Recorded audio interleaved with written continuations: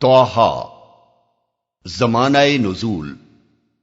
اس سورہ کا زمانہ نزول سورہ مریم کے زمانے قریب ہی کا ہے۔ ممکن ہے کہ یہ ہجرت حبشہ کے زمانے میں یا اس کے بعد نازل ہوئی ہو۔ بہرحال یہ امر یقینی ہے کہ حضرت عمر کے قبول اسلام سے پہلے یہ نازل ہو چکی تھی۔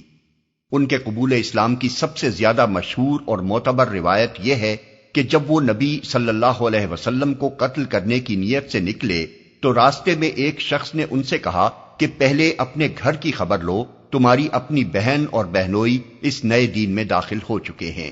یہ سن کر حضرت عمر سیدھے بہن کے گھر پہنچے۔ وہاں ان کی بہن فاطمہ بنت خطاب اور ان کے بہنوئی سعید بن زید بیٹھے ہوئے حضرت خباب بن ارت سے ایک صحیفے کی تعلیم حاصل کر رہے تھے۔ حضرت عمر کے آتے ہی ان کی بہن نے صحیفہ فوراً چھپا لیا، مگر حضرت عمر اس کے پڑھنے کی آواز سن چکے تھے۔ انہوں نے پہلے کچھ پوچھ گچھ کی، اس کے بعد بہنوئی پر پل پڑے اور مارنا شروع کر دیا۔ بہن نے بچانا چاہا تو انہیں بھی مارا، یہاں تک کہ ان کا سر پھٹ گیا۔ آخر کار بہن اور بہنوئی دونوں نے کہا، ہاں ہم مسلمان ہو چکے ہیں، تم سے جو کچھ ہو سکے کر لو۔ حضرت عمر اپنی بہن کا خون بہتے دیکھ کر کچھ پشیمان سے ہو گئے اور کہنے لگے کہ اچھا مجھے بھی وہ چیز دکھاؤ جو تم لوگ پڑھ رہے تھے۔ بہن نے پہلے قسم لی کہ وہ اسے پھاڑ نہ دیں گے، پھر کہا کہ تم جب تک غسل نہ کر لو اس پاک صحیفے کو ہاتھ نہیں لگا سکتے۔ حضرت عمر نے غسل کیا اور پھر وہ صحیفہ لے کر پڑھنا شروع کیا۔ اس میں یہی سورہ طٰہٰ لکھی ہوئی تھی۔ پڑھتے پڑھتے یکلخت ان کی زبان سے نکلا، کیا خوب کلام ہے۔ یہ سنتے ہی حضرت خباب بن ارت جو ان کی آہٹ پاتے ہی چھپ گئے تھے باہر آ گئے اور کہا کہ بخدا مجھے توقع ہے کہ اللہ تعالیٰ تم سے اپنے نبی کی دعوت پھیلانے میں بڑی خدمت لے گا۔ کل ہی میں نے نبی صلی اللہ علیہ وسلم کو یہ فرماتے سنا ہے کہ خدایا ابو الحکم بن ہشام ابو الجہل یا عمر بن خطاب دونوں میں سے کسی کو اسلام کا حامی بنا دے۔ پس اے عمر اللہ کی طرف چلو، اللہ کی طرف چلو۔ اس فقرے نے رہی صحیح کسر پوری کر دی اور اسی وقت حضرت خباب کے ساتھ جا کر حضرت عمر نے نبی صلی اللہ علیہ وسلم کی خدمت میں اسلام قبول کر لیا۔ یہ ہجرت حبشہ سے تھوڑی مدت بعد ہی کا قصہ ہے۔ موضوع و مبحث۔ سورہ کا آغاز اس طرح ہوتا ہے کہ اے محمد، یہ قرآن تم پر کچھ اس لیے نازل نہیں کیا گیا ہے کہ خواہ مخواہ بیٹھے بٹھائے تم کو ایک مصیبت میں ڈال دیا جائے۔ تم سے یہ مطالبہ نہیں ہے کہ پتھر کی چٹانوں سے دودھ کی نہر نکالو، نہ ماننے والوں کو منوا کر چھوڑو اور ہر دھرم لوگوں کے دلوں میں ایمان پیدا کر کے دکھاؤ۔ یہ تو بس ایک نصیحت اور یاد دہانی ہے تاکہ جس کے دل میں خدا کا خوف ہو اور جو اس کی پکڑ سے بچنا چاہے وہ سن کر سیدھا ہو جائے۔ یہ مالک زمین و آسمان کا کلام ہے اور خدائی اس کے سوا کسی کی نہیں ہے۔ یہ دونوں حقیقتیں اپنی جگہ اٹل ہیں، خواہ کوئی مانے یا نہ مانے۔ اس تمہید کے بعد یکا یک حضرت موسیٰ کا قصہ چھیڑ دیا گیا ہے۔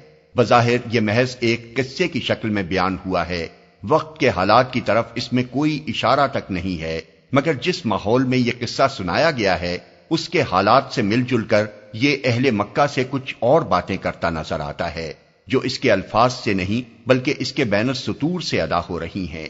ان باتوں کی تشریح سے پہلے یہ بات اچھی طرح سمجھ لیجئے کہ عرب میں کثیر التعداد یہودیوں کی موجودگی اور اہل عرب پر یہودیوں کے علمی و ذہنی تفوق کی وجہ سے نیز روم و حبش کی عیسائی سلطنتوں کے اثر سے بھی عربوں میں بالعموم حضرت موسیٰ علیہ السلام کو خدا کا نبی تسلیم کیا جاتا تھا۔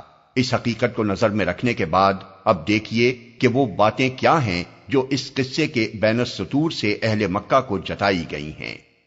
ایک، اللہ تعالیٰ کسی کو نبوت اس طرح عطا نہیں کیا کرتا کہ ڈھول تاشے اور نفیریاں بجا کر ایک خلق اکٹھی کر لی جائے اور پھر باقاعدہ ایک تقریب کی صورت میں یہ اعلان کیا جائے کہ آج سے فلاں شخص کو ہم نے نبی مقرر کیا ہے۔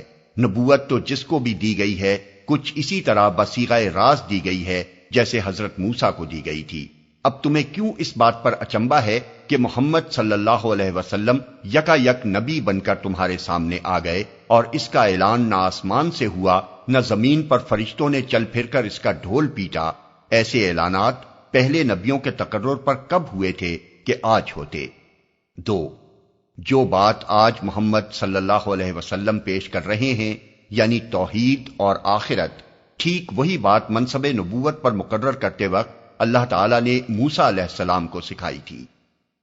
3، پھر جس طرح آج محمد صلی اللہ علیہ وسلم کو بغیر کسی سر و سامان اور لاؤ لشکر کے تنے تنہا قریش کے مقابلے میں دعوت حق کا علمبردار بنا کر کھڑا کر دیا گیا ہے، ٹھیک اسی طرح موسیٰ علیہ السلام بھی یکا یک اتنے بڑے کام پر مامور کر دیے گئے تھے کہ جا کر فرعون جیسے جبار بادشاہ کو سرکشی سے باز آنے کی تلقین کریں۔ کوئی لشکر ان کے ساتھ بھی نہیں بھیجا گیا تھا۔ اللہ تعالیٰ کے معاملے ایسے ہی عجیب ہیں۔ وہ مدین سے مصر جانے والے ایک مسافر کو راہ چلتے پکڑ کر بلا لیتا ہے اور کہتا ہے کہ جا اور وقت کے سب سے بڑے جابر حکمراں سے ٹکرا جا۔ بہت کیا تو اس کی درخواست پر اس کے بھائی کو مددگار کے طور پر دے دیا۔ کوئی فوج فرہ اور ہاتھی گھوڑے اس کار عظیم کے لیے اس کو نہیں دیے گئے۔ 4، جو اعتراضات اور شبہات اور الزامات اور مکر و ظلم کے ہتھ کنڈے اہل مکہ آج محمد صلی اللہ علیہ وسلم کے مقابلے میں استعمال کر رہے ہیں، ان سے بڑھ چڑھ کر وہی سب ہتھیار فرعون نے موسیٰ علیہ السلام کے مقابلے میں استعمال کیے تھے۔ پھر دیکھ لو کہ کس طرح وہ اپنی ساری تدبیروں میں ناکام ہوا اور آخر کار کون غالب آ کر رہا، خدا کا بے سر و سامان نبی یا لاؤ لشکر والا فرعون۔ اس سلسلے میں خود مسلمانوں کو بھی ایک غیر ملفوظ تسلی دی گئی ہے کہ اپنی بے سر و سامانی اور کفار قریش کے سر و سامان پر نہ جائیں۔ جس کام کے پیچھے خدا کا ہاتھ ہوتا ہے وہ آخر کار غالب ہی ہو کر رہتا ہے۔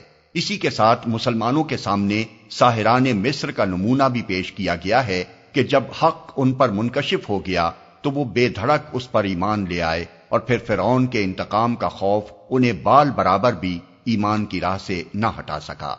5، آخر میں بنی اسرائیل کی تاریخ سے ایک شہادت پیش کرتے ہوئے یہ بھی بتایا گیا ہے کہ دیوتاؤں اور معبودوں کے گھڑے جانے کی ابتدا کس مضحکہ انگیز طریقے سے ہوا کرتی ہے، اور یہ کہ خدا کے نبی اس گھناؤنی چیز کا نام و نشان تک باقی رہنے کے کبھی روادار نہیں ہوئے ہیں۔ پس آج اس شرک اور بت پرستی کی جو مخالفت محمد صلی اللہ علیہ وسلم کر رہے ہیں وہ نبوت کی تاریخ میں کوئی پہلا واقعہ نہیں ہے۔ اس طرح قصہ موسیٰ کے پیرائے میں ان تمام معاملات پر روشنی ڈالی گئی ہے جو اس وقت ان کی اور نبی صلی اللہ علیہ وسلم کی باہمی کشمکش سے تعلق رکھتے تھے۔ اس کے بعد ایک مختصر واعظ کیا گیا ہے کہ بہرحال یہ قرآن ایک نصیحت اور یاد دہانی ہے جو تمہاری اپنی زبان میں تم کو سمجھانے کے لیے بھیجی گئی ہے۔ اس پر کان دھرو گے اور اس سے سبق لوگے تو اپنا ہی بھلا کرو گے، نہ مانو گے تو خود برا انجام دیکھو گے۔ پھر آدم علیہ السلام کا قصہ بیان کر کے یہ بات سمجھائی گئی ہے کہ جس روش پر تم لوگ جا رہے ہو یہ دراصل شیطان کی پیروی ہے۔ احیاناً شیطان کے بہکائے میں آ جانا تو خیر ایک وقتی کمزوری ہے جس سے انسان بمشکل ہی بچ سکتا ہے، مگر آدمی کے لیے صحیح طریقہ کار یہ ہے کہ جب اس پر اس کی غلطی واضح کر دی جائے تو وہ اپنے باپ آدم کی طرح صاف صاف اس کا اعتراف کر لے، توبہ کرے اور پھر خدا کی بندگی کی طرف پلٹ آئے۔ غلطی اور اس پر ہٹ اور نصیحت پر نصیحت کیے جانے پر بھی اس سے باز نہ آنا اپنے پاؤں پر آپ کلہاڑی مارنا ہے، جس کا نقصان آدمی کو خود ہی بھگتنا پڑے گا، کسی دوسرے کا کچھ نہ بگڑے گا۔ آخر میں نبی صلی اللہ علیہ وسلم اور مسلمانوں کو سمجھایا گیا ہے کہ ان منکرین حق کے معاملے میں جلدی اور بے صبری نہ کرو۔ خدا کا قاعدہ یہ ہے کہ وہ کسی قوم کو اس کے کفر و انکار پر فوراً نہیں پکڑ لیتا بلکہ سنبھلنے کے لیے کافی مہلت دیتا ہے، لہذا گھبراؤ نہیں، صبر کے ساتھ ان لوگوں کی زیادتیاں برداشت کرتے جاؤ اور نصیحت کا حق ادا کرتے رہو۔ اسی سلسلے میں نماز کی تاکید کی گئی ہے تاکہ اہل ایمان میں صبر، تحمل، قناعت، رضا بقضا اور احتساب کی وہ صفات پیدا ہوں جو دعوت حق کی خدمت کے لیے مطلوب ہیں۔ بسم اللہ الرحمن الرحیم۔ شروع اللہ کے نام سے جو رحمان و رحیم ہے۔ طه ما انزلنا عليك القرآن لتشقى۔ طه، ہم نے یہ قرآن تم پر اس لیے نازل نہیں کیا ہے کہ تم مصیبت میں پڑ جاؤ، إلا تذكرة لمن يخشى۔ یہ تو ایک یاد دہانی ہے ہر اس شخص کے لیے جو ڈرے۔ یہ فقرہ پہلے فقرے کے مفہوم پر خود روشنی ڈالتا ہے۔ دونوں کو ملا کر پڑھنے سے صاف مطلب یہ سمجھ میں آتا ہے کہ قرآن کو نازل کر کے ہم کوئی انہونا کام تم سے نہیں لینا چاہتے۔ تمہارے سپرد یہ خدمت نہیں کی گئی ہے کہ جو لوگ نہیں ماننا چاہتے ان کو منوا کر چھوڑو، اور جن کے دل ایمان کے لیے بند ہو چکے ہیں ان کے اندر ایمان اتار کر ہی رہو۔ یہ تو بس ایک تذکیر اور یاد دہانی ہے، اور اس لیے بھیجی گئی ہے کہ جس کے دل میں خدا کا کچھ خوف ہو وہ اسے سن کر ہوش میں آ جائے۔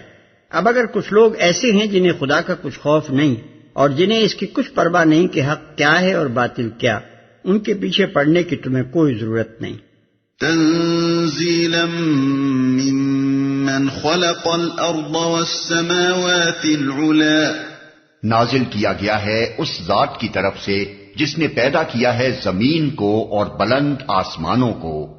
الرحمن علی العرش استوى، وہ رحمان کائنات کے تخت سلطنت پر جلوہ فرما ہے۔ یعنی پیدا کرنے کے بعد کہیں جا کر سو نہیں گیا ہے، بلکہ آپ اپنے کارخانہ تخلیق کا سارا انتظام چلا رہا ہے، خود اس ناپیدا کنار سلطنت پر فرمانروائی کر رہا ہے۔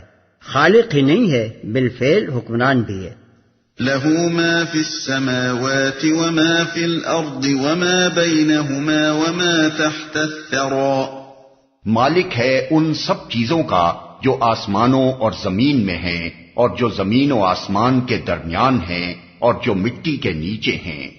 وَإِن تَجْهَرْ بِالْقَوْلِ فَإِنَّهُ يَعْلَمُ السِّرَّ وَأَخْفَى، تم چاہے اپنی بات پکار کر کہو، وہ تو چپکے سے کہی ہوئی بات بلکہ اس سے مخفی تر بات بھی جانتا ہے۔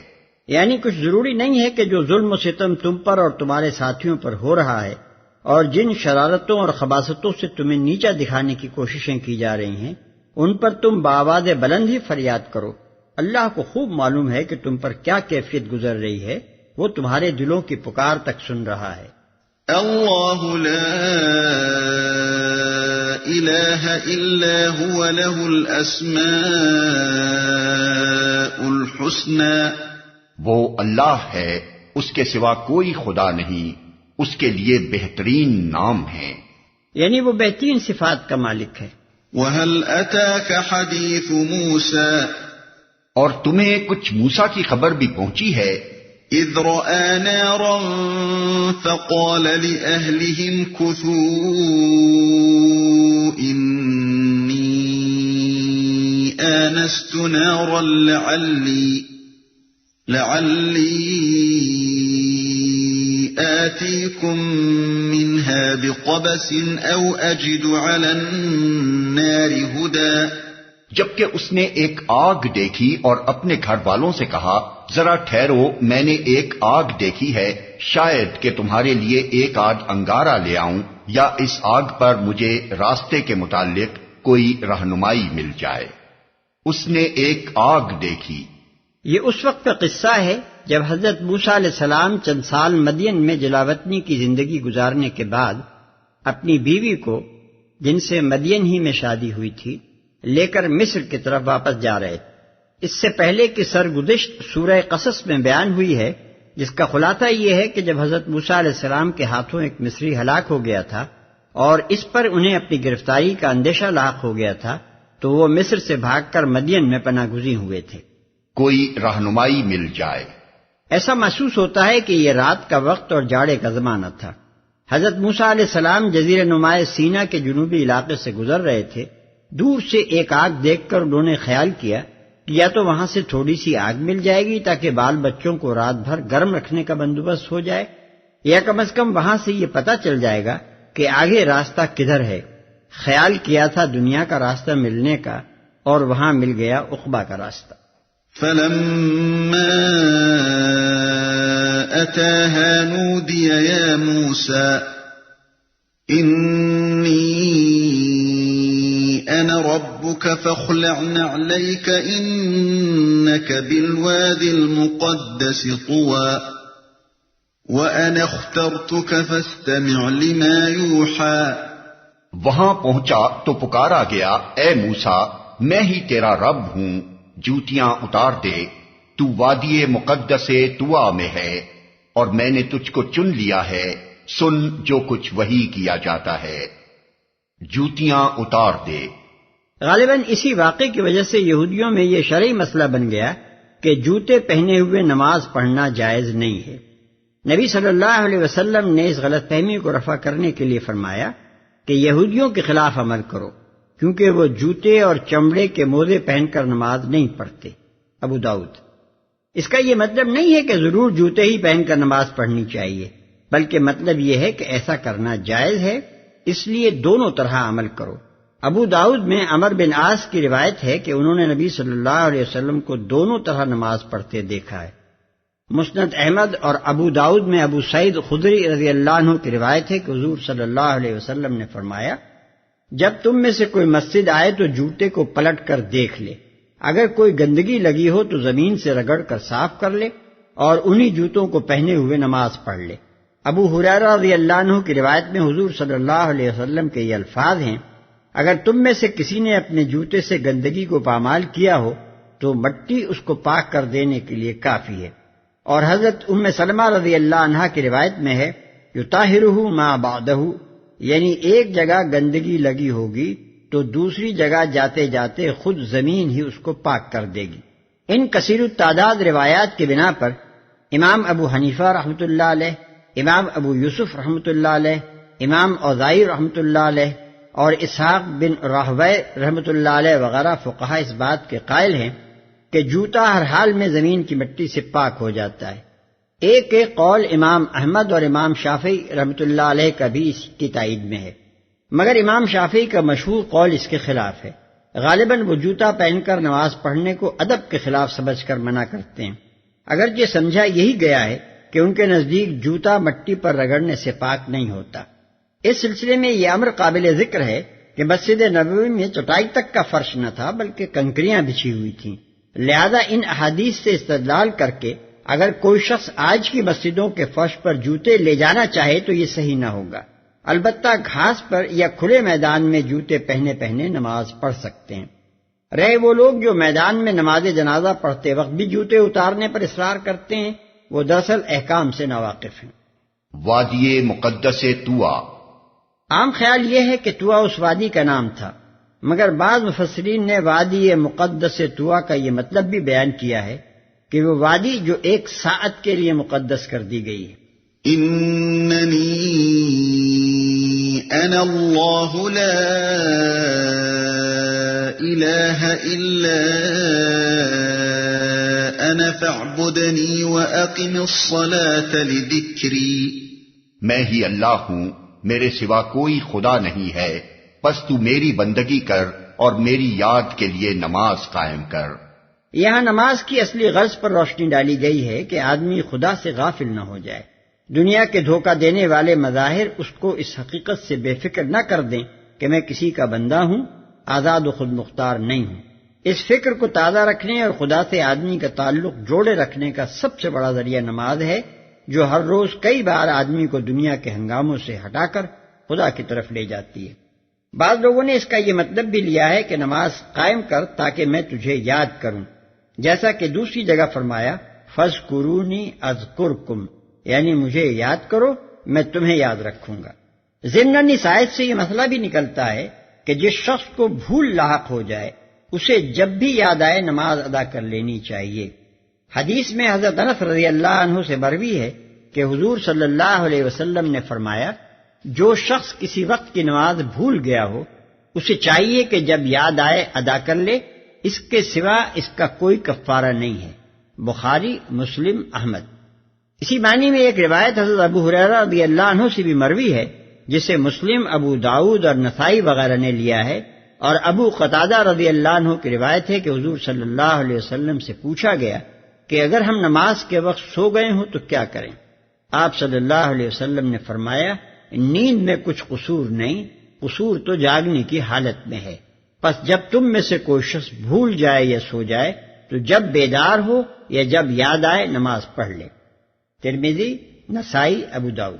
ان الساعة آتية أكاد أخفيها لتجزى كل نفس بما تسعى۔ قیامت کی گھڑی ضرور آنے والی ہے، میں اس کا وقت مخفی رکھنا چاہتا ہوں تاکہ ہر متنفس اپنی سعی کے مطابق بدلہ پائے۔ توحید کے بعد دوسری حقیقت جو ہر زمانے میں تمام انبیاء علیہ السلام پر منکشف کی گئی اور جس کی تعلیم دینے پر وہ معمور کیے گئے، آخرت ہے۔ یہاں نہ صرف اس حقیقت کو بیان کیا گیا ہے بلکہ اس کے مقصد پر بھی روشنی ڈالی گئی ہے۔ یہ ساعت منتظرہ اس لیے آئے گی کہ ہر شخص نے دنیا میں جو سعی کی ہے اس کا بدلہ آخرت میں پائے، اور اس کے وقت کو مخفی بھی اس لیے رکھا گیا ہے کہ آزمائش کا مدعا پورا ہو سکے۔ جسے عاقبت کی کچھ فکر ہو اس کو ہر وقت اس گھڑی کا کھٹکا لگا رہے، اور یہ کھٹکا اسے بے راہ روی سے بچاتا رہے، اور جو دنیا میں گم رہنا چاہتا ہو وہ اس خیال میں مگن رہے کہ قیامت ابھی کہیں دور دور بھی آتی نظر نہیں آتی۔ فلا يصدنك عنها من لا يؤمن بها واتبع هواه فتردى، پس کوئی ایسا شخص جو اس پر ایمان نہیں لاتا اور اپنی خواہش نفس کا بندہ بن گیا ہے تجھ کو اس گھڑی کی فکر سے نہ روک دے، ورنہ تو ہلاکت میں پڑ جائے گا۔ وما تلك بيمينك يا موسى، اور اے موسیٰ یہ تیرے ہاتھ میں کیا ہے؟ یہ سوال طلب علم کے لیے نہ تھا، یہ تو اللہ تعالیٰ کو بھی معلوم تھا کہ موسیٰ علیہ السلام کے ہاتھ میں لاٹھی ہے۔ پوچھنے سے مقصود یہ تھا کہ لاٹھی کا لاٹھی ہونا حضرت موسیٰ علیہ السلام کے ذہن میں اچھی طرح سے مستحضر ہو جائے اور پھر وہ اللہ کی قدرت کا کرشمہ دیکھیں۔ قال هي عصاي أتوكأ عليها وأهش بها على غنمي ولي فيها مآرب أخرى، موسیٰ نے جواب دیا یہ میری لاٹھی ہے، اس پر ٹیک لگا کر چلتا ہوں، اس سے اپنی بکریوں کے لیے پتے جھاڑتا ہوں، اور بھی بہت سے کام ہیں جو اس سے لیتا ہوں۔ اگرچہ جواب میں صرف اتنا کہہ دینا کافی تھا کہ حضور یہ لاٹھی ہے، مگر حضرت موسیٰ علیہ السلام نے سوال کا جو لمبا جواب دیا وہ ان کی اس وقت کی قلبی کیفیت کا ایک دلچسپ نقشہ پیش کرتا ہے۔ قاعدے کی بات ہے کہ جب آدمی کو کسی بہت بڑی شخصیت سے بات کرنے کا موقع مل جاتا ہے تو وہ اپنی بات کو طول دینے کی کوشش کرتا ہے تاکہ اسے زیادہ سے زیادہ دیر تک اس کے ساتھ ہم کلامی کا شرف حاصل رہے۔ قال ألقها يا موسى، فرمایا پھینک دے اس کو موسیٰ۔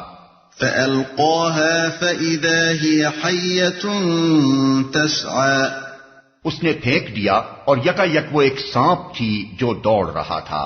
قال خذها ولا تخف سنعيدها سيرتها الأولى واضمم يدك إلى جناحك تخرج بيضاء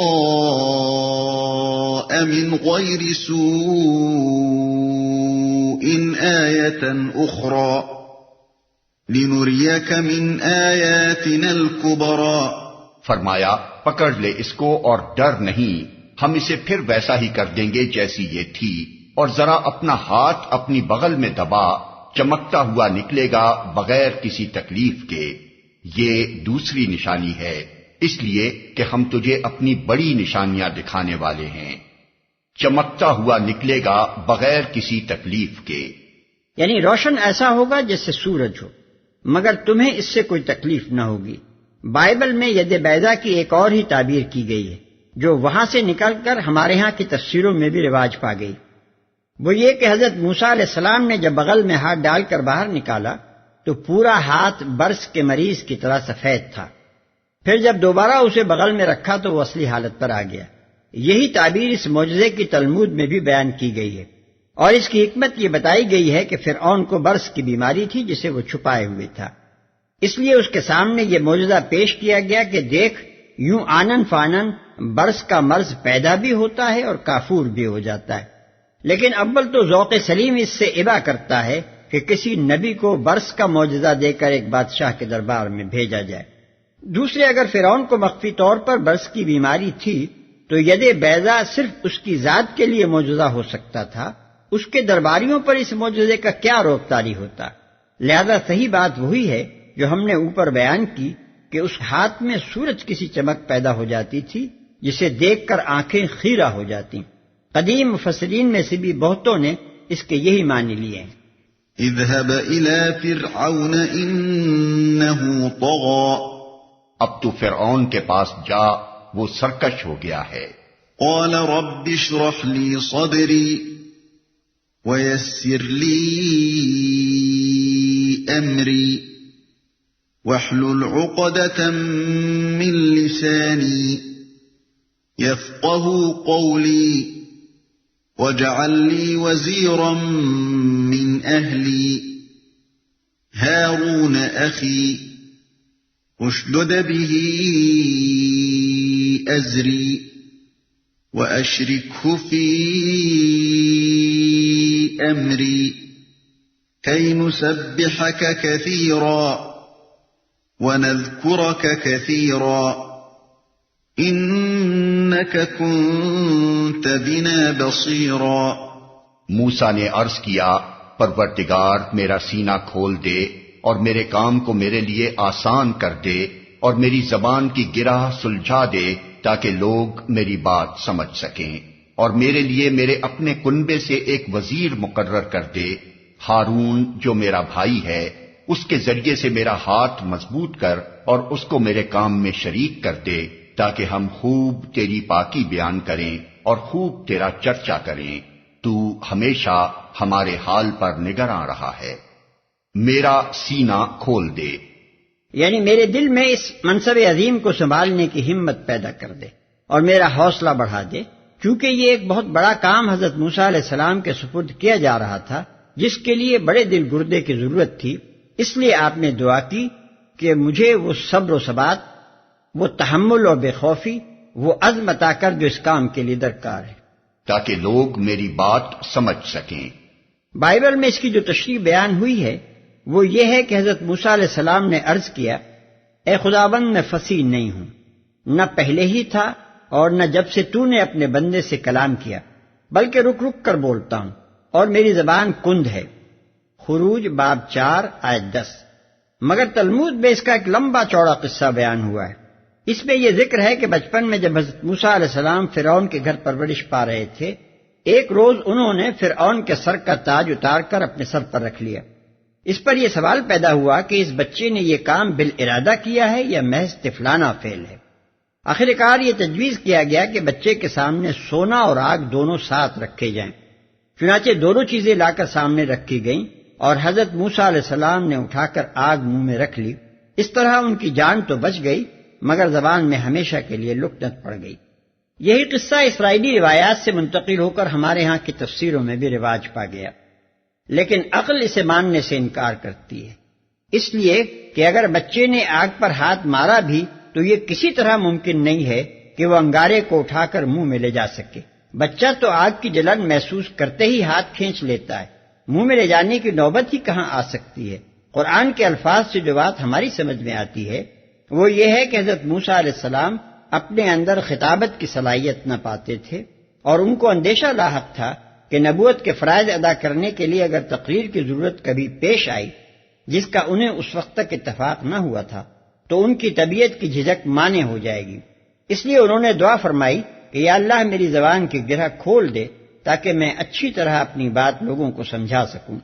یہی چیز تھی جس کا فرعون نے ایک مرتبہ ان کو طعنہ دیا کہ یہ شخص تو اپنی بات بھی پوری طرح بیان نہیں کر سکتا، لا یکاد یبین، الزخرف آیت 52۔ اور یہی کمزوری تھی جس کو محسوس کر کے حضرت موسیٰ علیہ السلام نے اپنے بڑے بھائی حضرت ہارون علیہ السلام کو مددگار کے طور پر مانگا۔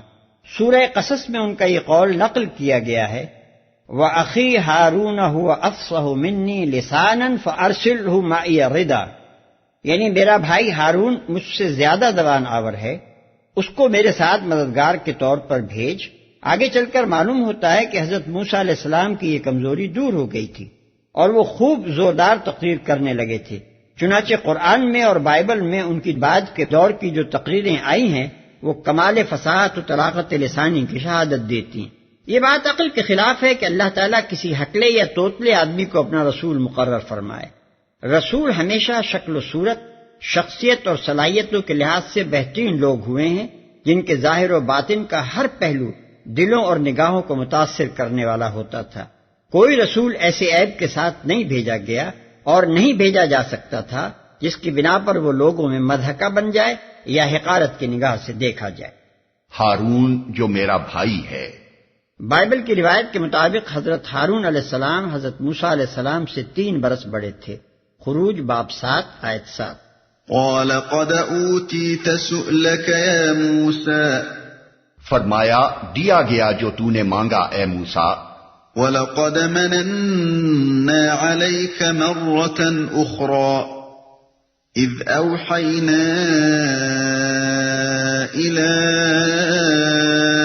أُمِّكَ مَا يُوحَىٰ أَنِ اقْذِفِيهِ فِي التَّابُوتِ فَاقْذِفِيهِ فِي الْيَمِّ فَلْيُلْقِهِ الْيَمُّ بِالسَّاحِلِ يَأْخُذْهُ عَدُوٌّ لِّي وَعَدُوٌّ لَّهُ وَأَلْقَيْتُ عَلَيْكَ مَحَبَّةً مِّنِّي وَلِتُصْنَعَ عَلَىٰ عَيْنِي. ہم نے پھر ایک مرتبہ تجھ پر احسان کیا. یاد کرو وہ وقت جب کہ ہم نے تیری ماں کو اشارہ کیا، ایسا اشارہ جو وحی کے ذریعے کیا جاتا ہے کہ اس بچے کو صندوق میں رکھ دے اور صندوق کو دریا میں چھوڑ دے. دریا اسے ساحل پر پھینک دے گا اور اسے میرا دشمن اور اس بچے کا دشمن اٹھا لے گا. میں نے اپنی طرف سے تجھ پر محبت طاری کر دی اور ایسا انتظام کیا کہ تو میری نگرانی میں پالا جائے. پھر ایک مرتبہ تجھ پر احسان کیا. اس کے بعد اللہ تعالیٰ حضرت موسیٰ علیہ السلام کو ایک ایک کر کے وہ احسانات یاد دلاتا ہے جو پیدائش کے وقت سے لے کر اس وقت تک اس نے ان پر کیے تھے. ان واقعات کی تفصیل سورہ قصص میں بیان ہوئی ہے. یہاں صرف اشارات کیے گئے ہیں جن سے مقصود حضرت موسیٰ علیہ السلام کو یہ احساس دلانا ہے کہ تم اسی کام کے لیے پیدا کیے گئے ہو اور اسی کام کے لیے آج تک خاص طور پر سرکاری نگرانی میں پرورش پاتے رہے ہو جس پر اب تمہیں مامور کیا جا رہا ہے. اذ تمشی اختك فتقول هل ادلكم على من يكفله فرجعناك الى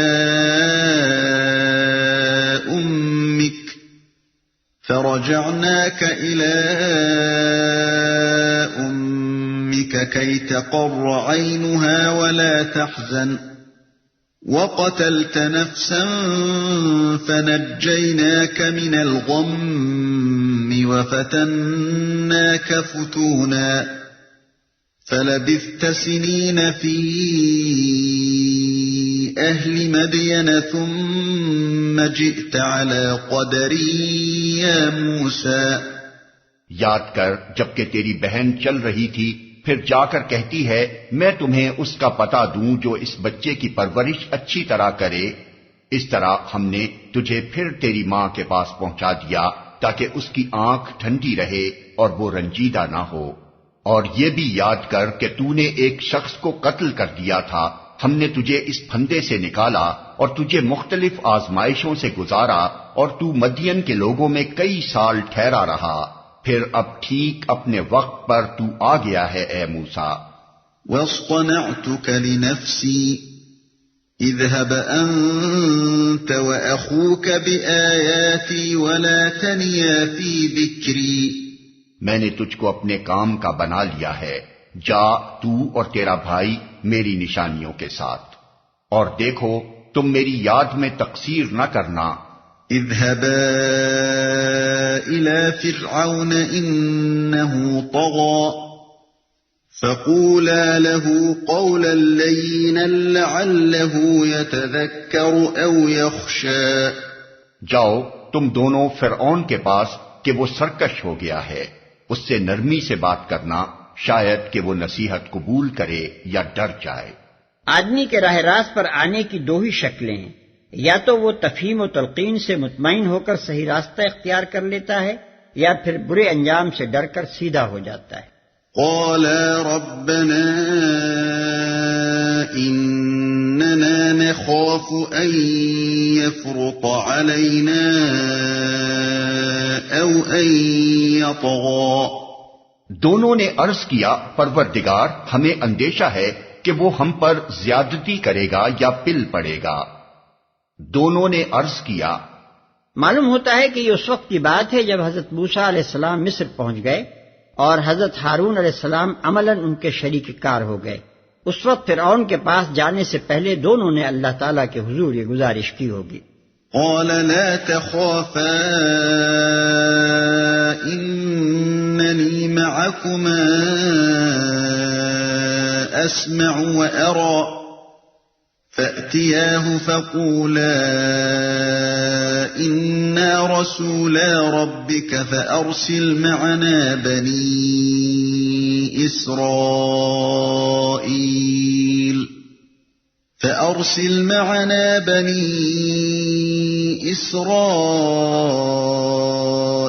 وَلَا تُعَذِّبْهُمْ قَدْ جِئْنَاكَ بِآيَةٍ مِّن رَّبِّكَ وَالسَّلَامُ عَلَىٰ مَنِ اتَّبَعَ الْهُدَىٰ۔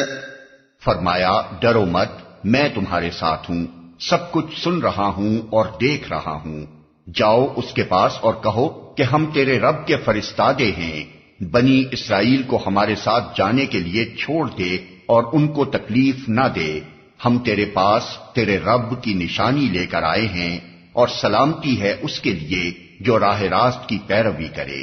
إِنَّا قَدْ أُوحِيَ إِلَيْنَا أَنَّ الْعَذَابَ عَلَى مَنْ كَذَّبَ وَتَوَلَّى، ہم کو وحی سے بتایا گیا ہے کہ عذاب ہے اس کے لیے جو جھٹلائے اور منہ موڑے۔ اس واقعے کو بائبل اور تلمود میں جس طرح بیان کیا گیا ہے اسے بھی ایک نظر دیکھ لیجئے تاکہ اندازہ ہو کہ قرآن مجید انبیاء علیہ السلام کا ذکر کس شان سے کرتا ہے اور بنی اسرائیل کی روایات میں ان کی کیسی تصویر پیش کی گئی ہے۔ بائبل کا بیان ہے کہ پہلی مرتبہ جب خدا نے موسیٰ سے کہا کہ اب میں تجھے فرعون کے پاس بھیجتا ہوں کہ تو میری قوم بنی اسرائیل کو مصر سے نکال لائے، تو حضرت موسیٰ نے جواب میں کہا میں کون ہوں جو فرعون کے پاس جاؤں اور بنی اسرائیل کو مصر سے نکال لاؤں؟ پھر خدا نے حضرت موسیٰ کو بہت کچھ سمجھایا، ان کی ڈھارس بندھائی، معجزے عطا کیے، مگر حضرت موسیٰ نے پھر کہا تو یہی کہا کہ اے خداوند میں تیری منت کرتا ہوں کسی اور کے ہاتھ سے جسے تو چاہے یہ پیغام بھیج۔ خروج باب 4۔ تلمود کی روایت اس سے بھی چند قدم آگے جاتی ہے۔ اس کا بیان یہ ہے کہ اللہ تعالیٰ اور حضرت موسیٰ علیہ السلام کے درمیان 7 دن تک اسی بات پر رد و قد ہوتی رہی۔ اللہ کہتا رہا کہ نبی بن، مگر موسیٰ کہتے رہے کہ میری زبان ہی نہیں کھلتی تو میں نبی کیسے بن جاؤں؟ آخر اللہ میاں نے کہا میری خوشی یہ ہے کہ تو ہی نبی بن۔ اس پر حضرت موسیٰ علیہ السلام نے کہا کہ لوط کو بچانے کے لیے آپ نے فرشتے بھیجے، حاضرہ جب سارا کے گھر سے نکلی تو اس کے لیے 5 فرشتے بھیجے، اور اب اپنے خاص بچوں یعنی بنی اسرائیل کو مصر سے نکلوانے کے لیے آپ مجھے بھیج رہے ہیں۔ اس پر خدا ناراض ہو گیا اور اس نے رسالت میں ان کے ساتھ ہارون کو شریک کر دیا اور موسیٰ کی اولاد کو محروم کر کے کہانت کا منصب ہارون کی اولاد کو دے دیا۔ یہ کتابیں ہیں جن کے متعلق بے شرم لوگ کہتے ہیں کہ قرآن میں ان سے یہ قصے نقل کر لیے گئے۔ قال فمن ربكما يا موسى، فرعون نے کہا اچھا تو پھر تم دونوں کا رب کون ہے اے موسیٰ؟ فرعون نے کہا، یہاں قصے کی ان تفصیلات کو چھوڑ دیا گیا ہے کہ حضرت موسیٰ علیہ السلام کس طرح فرعون کے پاس پہنچے اور کس طرح اپنی دعوت اس کے سامنے پیش کی۔ یہ تفصیلات سورہ اعراف رکوع 13 میں گزر چکی ہیں اور آگے سورہ شعراء رکوع 2 اور 3 اور سورہ قصص رکوع 4 اور سورہ نازعات رکوع 1 میں آنے والی۔ تم دونوں کا رب کون ہے اے موسیٰ؟ دونوں بھائیوں میں سے اصل صاحب دعوت چونکہ موسیٰ علیہ السلام تھے، اس لیے فرعون نے انہی کو مخاطب کیا، اور ہو سکتا ہے کہ خطاب کا رخ ان کی طرف رکھنے سے اس کا مقصد یہ بھی ہو کہ وہ حضرت ہارون کی فصاحت و بلاغت کو میدان میں آنے کا موقع نہ دینا چاہتا ہو، اور خطابت کے پہلو میں حضرت موسیٰ علیہ السلام کے ذوف سے فائدہ اٹھانا چاہتا ہو جس کا ذکر اس سے پہلے گزر چکا ہے۔ فرعون کے اس سوال کا منشا یہ تھا کہ تم دونوں کسے رب بنا بیٹھے ہو؟ مصر اور اہل مصر کا رب تو میں ہوں۔ سورہ نازعات میں اس کا یہ قول نقل کیا گیا ہے کہ انا ربکم الاعلی، یعنی اے اہل مصر تمہارا رب اعلی میں ہوں۔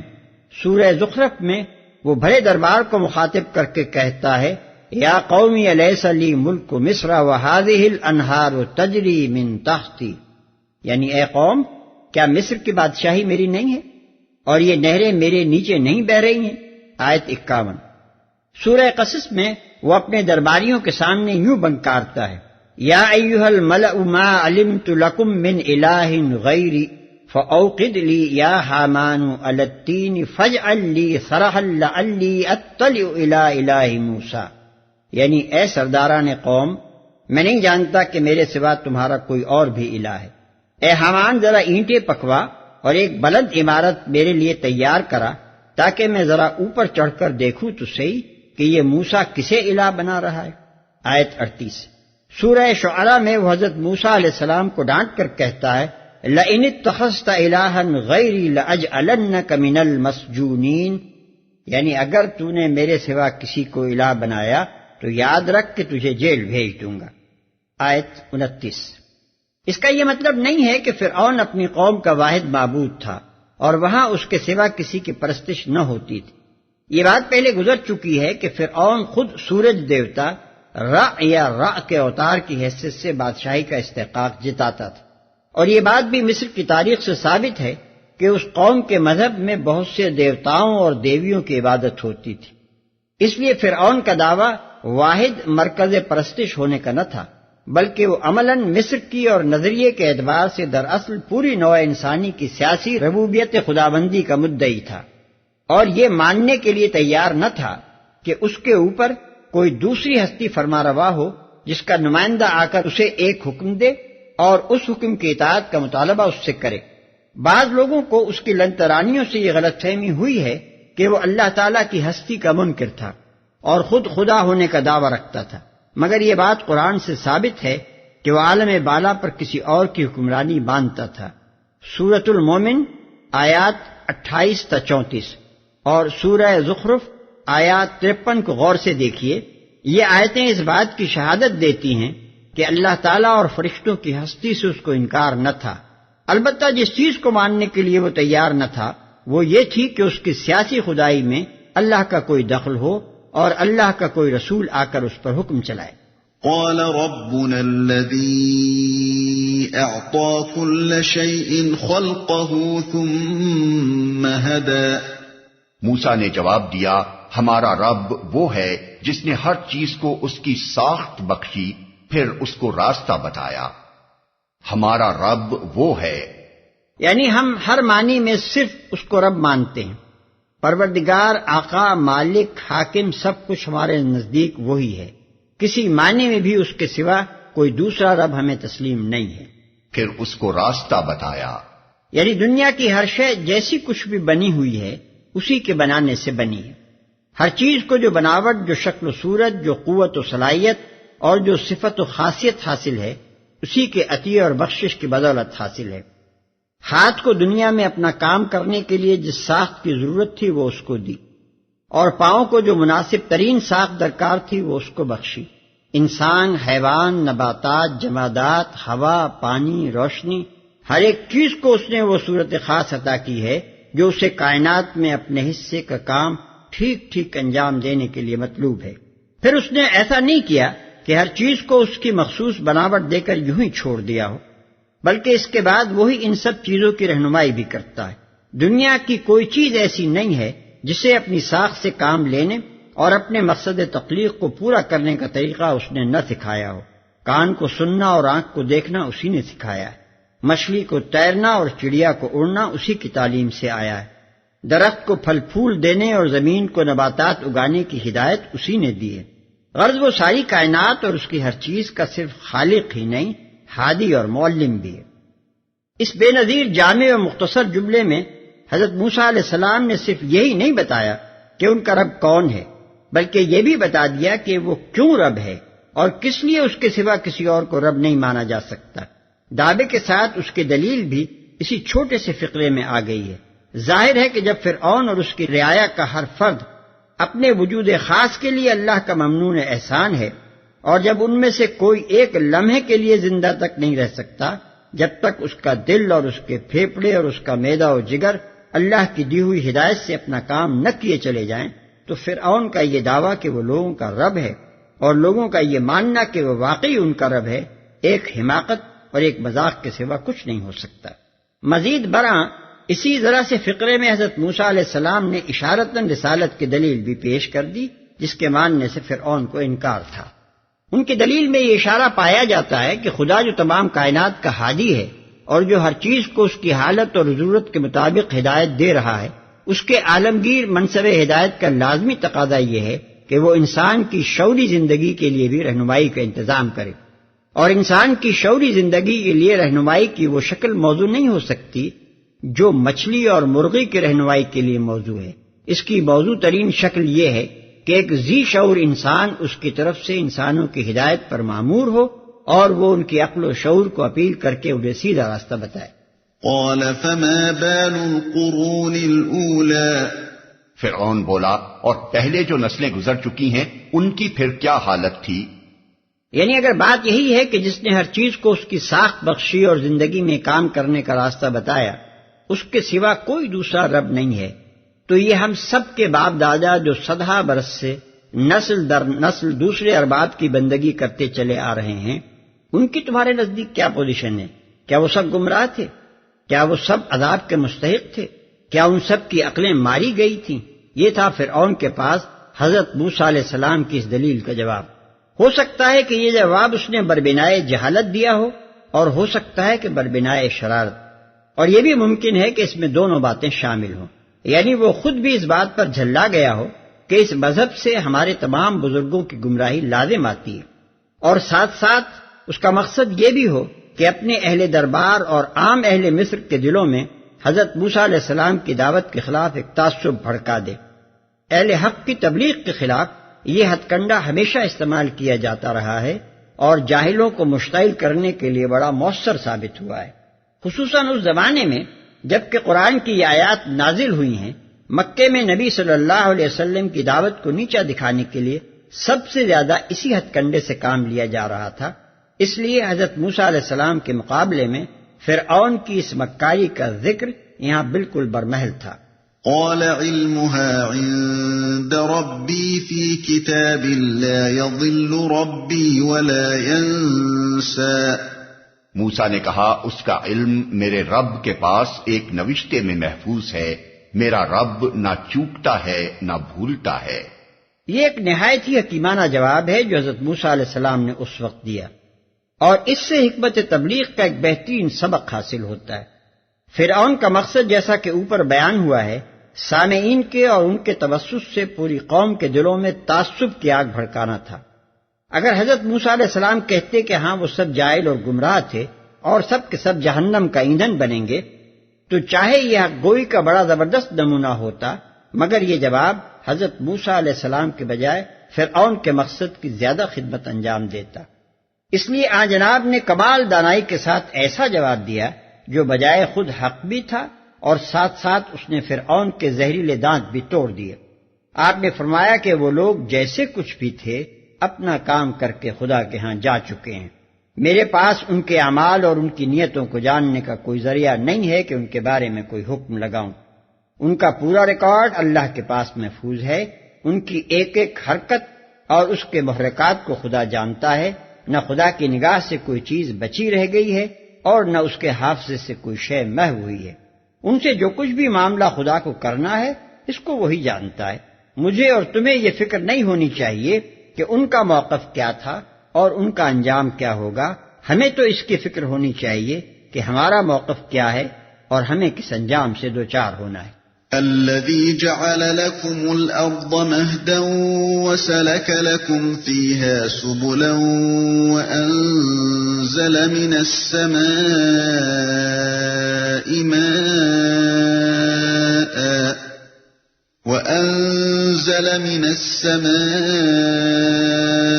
ماء فأخرجنا به أزواجا من نبات شتى كلوا وارعوا أنعامكم إن في ذلك لآيات لأولي النهى۔ وہی ہے جس نے تمہارے لیے زمین کا فرش بچھایا اور اس میں تمہارے چلنے کو راستے بنائے اور اوپر سے پانی برسایا، پھر اس کے ذریعے سے مختلف اقسام کی پیداوار نکالی، کھاؤ اور اپنے جانوروں کو بھی چراؤ، یقیناً اس میں بہت سی نشانیاں ہیں عقل رکھنے والوں کے لیے۔ وہی انداز کلام سے صاف معلوم ہوتا ہے کہ حضرت موسیٰ علیہ السلام کا جواب نہ بھولتا ہے پر ختم ہو گیا، اور یہاں سے آخر پیراگراف تک کی پوری عبارت اللہ تعالیٰ کی طرف سے بطور شرح و تذکیر ارشاد ہوئی ہے۔ قرآن میں اس طرح کی مثالیں بکثرت موجود ہیں کہ کسی گزرے ہوئے یا آئندہ پیش آنے والے واقعے کو بیان کرتے ہوئے جب کسی شخص کا کوئی قول نقل کیا جاتا ہے تو اس کے بعد متصلاً چند فقرے وعظ و پند یا شرح و تفسیر یا تفصیل و توضیح کے طور پر مزید ارشاد فرمائے جاتے ہیں، اور صرف انداز کلام سے پتہ چل جاتا ہے کہ یہ اس شخص کا قول نہیں ہے جس کا پہلے ذکر ہو رہا تھا، بلکہ یہ اللہ تعالیٰ کا اپنا قول ہے۔ واضح رہے کہ اس عبارت کا تعلق صرف قریب کے فقرے میرا رب نہ چوکتا ہے نہ بھولتا ہے سے ہی نہیں ہے، بلکہ حضرت موسیٰ علیہ السلام کے پورے کلام سے ہے جو ربنا الذی اعطی کل شیء سے شروع ہوا ہے، یعنی ہمارا رب وہ ہے جس نے ہر چیز کو اس کی ساخت بخشی۔ عقل رکھنے والوں کے لیے، یعنی جو لوگ عقل سلیم سے کام لے کر جستجو حق کرنا چاہتے ہوں وہ ان نشانات کی مدد سے منزل حقیقت تک پہنچنے کا راستہ معلوم کر سکتے ہیں۔ یہ نشانات ان کو بتا دیں گے کہ اس کائنات کا ایک رب ہے اور ربوبیت ساری کی ساری اسی کی ہے، کسی دوسرے رب کے لیے یہاں کوئی گنجائش نہیں ہے۔